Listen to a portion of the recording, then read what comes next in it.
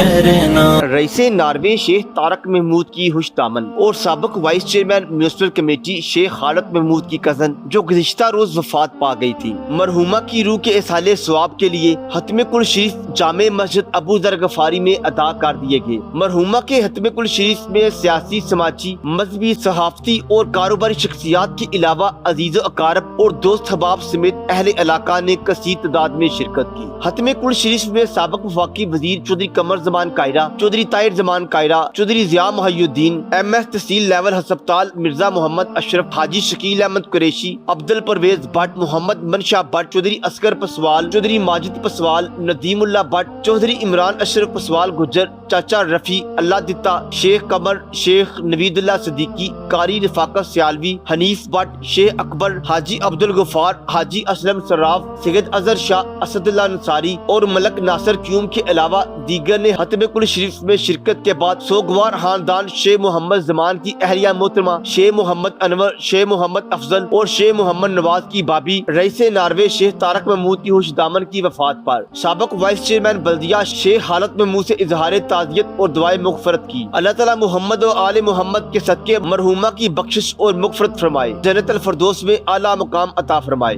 اور لواحقین کو صبر جمیل عطا فرمائے، آمین۔ رپورٹ ادریس احمد گنجا، HDN، لالا موسیٰ۔